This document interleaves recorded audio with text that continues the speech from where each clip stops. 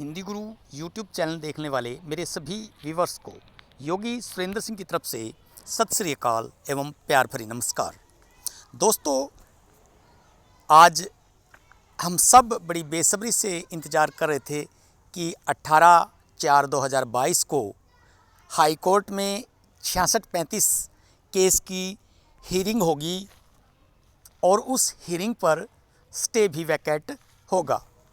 परंतु हम अब बात करेंगे इसी विषय पर कि आज कोर्ट में क्या हुआ और क्या नेक्स्ट जो 2 तारीख मिली है 2 मई, उसको क्या होगा।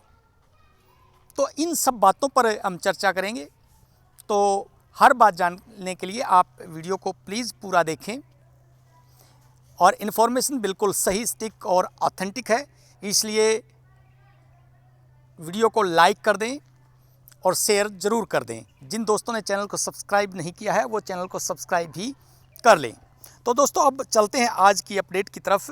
ये देखिए, ये केस है आज का हमारा 15/486/2021 Harvinder Singh and others state of Punjab, और इस पे जो डेट शो हो रही है वो है 2 मई 2022। आज कोर्ट में मुख्य रूप से जो सीएम लगाई गई थी उस सीएम पर डिसीजन होना था, और जो वकील थे बीएड के, उनका कहना ये था कि इस सीएम को 15/4/86 का जो केस है, हमारा मेन केस है Harvinder Singh and others versus state of Punjab and others, इस केस से इसको अलग कर दें। उनकी जो मांग थी ये थी। परंतु आज जो ईटीटी के मुख्य एडवोकेट उपस्थित नहीं थे, इसलिए उनके न होने के कारण जज साहब ने इस विषय को, इस बात को मानने से इनकार कर दिया।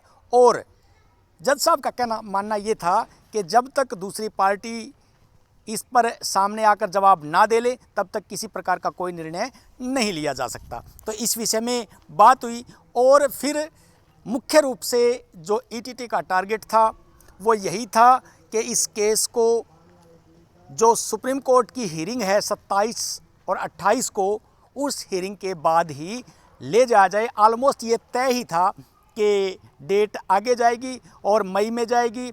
इसका मुझे लगता है कि ईटीटी को इसका लाभ ही होने वाला है, ईटीटी को इसका कोई नुकसान नहीं होने वाला है, क्योंकि जो मेन केस है, वो इशू है मेन, वो है ईटीटी वर्सेस बीएड का, कि बीएड एलिजिबल है या नहीं है। आप समझने की कोशिश कीजिए, यदि 27 और 28 को सुप्रीम कोर्ट में बीएड जो एनसीटी का नोटिफिकेशन 2018 है, अगर वो रद्द कर दिया गया और सुप्रीम कोर्ट से बीएड बार हो गई, तो जब बीएड बार ही हो गई तो उनका केस भी कैसे परस्यू करेगा।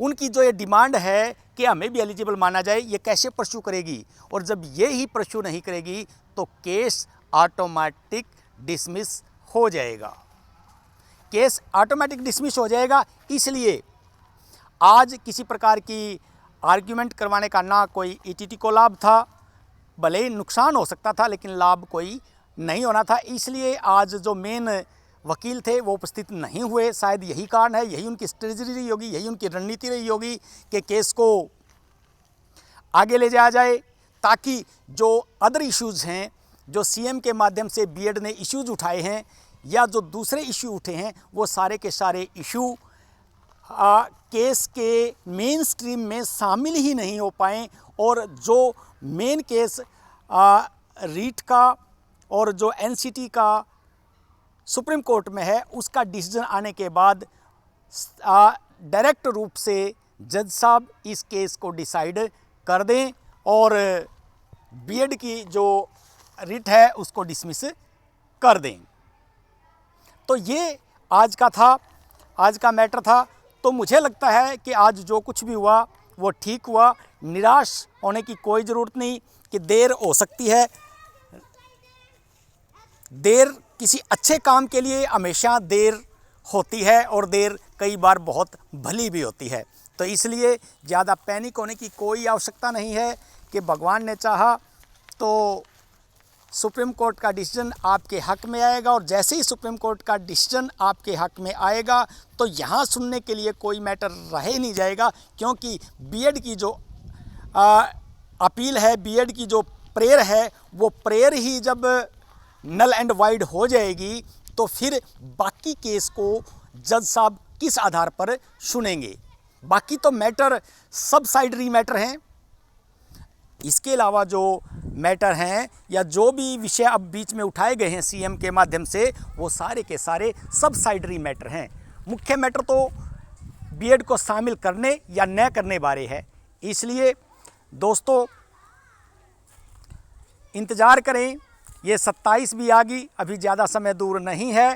तो मैं पिछले शुरू से ही, जब से मैंने इस 66-35 को टेक किया है वीडियो बनाने के लिए, मैं तब से ही आपको आश्वस्त करता आ रहा हूँ कि ये भर्ती कितने ही अड़ंगे इसमें लग लें, कितनी ही नई नई इसमें खिंचाई हो ले, लेकिन अंततः ये भर्ती ज़रूर पूरी होगी। इशू इसमें बहुत सारे हैं, एबनॉर्मलिटी इसमें बहुत सारी हैं, लेकिन उन सारी एबनॉर्मलिटीज़ का इस केस का सबसाइडरी रिलेशन है, न कि कोई डायरेक्ट रिलेशन है। और जब केस का किसी से डायरेक्ट रिलेशन ना हो और main case he dispose of हो जाए या मेन केस के खिलाफ ही जब कोई हायर अथॉरिटी डिसीजन दे दे, तो उस केस की सुनवाई का भी कोई औचित्य नहीं बनता। एक तो ये बात।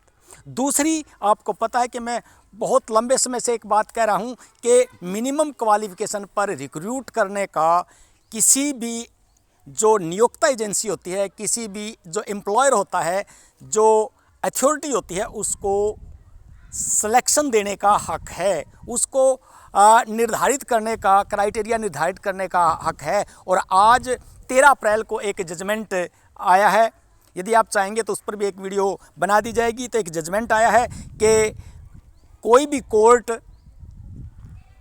चाहे वो हाई कोर्ट हो, लोअर कोर्ट हो या सुप्रीम कोर्ट हो, वो जो एजुकेशनल इंस्टीट्यूट्स हैं या जो एजुकेशनल एक्सपर्ट कमेटी हैं या जो नियोक्ता है, एम्प्लॉयर है, ये उसको डिसाइड करने दें कि उसको क्या क्वालिफ़िकेशन, किस क्वालिफ़िकेशन का जो एक्सपर्ट है वो चाहिए, तो ये उनको डिसाइड करने दें। तो और हमारा जो एजुकेशन डिपार्टमेंट है वो तो पहले ही डिसाइड कर चुका है कि बीएड ईटीटी के लिए एलिजिबल नहीं है। इसलिए ज़्यादा पैनिक ना हो, आशा रखें, भगवान पर भरोसा रखें, खुद के जो आपने मेहनत की है उस पर भरोसा रखें, इसका फल अच्छा ही होगा। तो दोस्तों आज इतना ही अपडेट था, और नई अपडेट के साथ शीघ्र ही कोई नई वीडियो आपके पास आएगी। तो अतः मेरा आपसे आग्रह है कि वीडियो को ज़्यादा से ज़्यादा शेयर कर दें, लाइक कर दें। Thank you.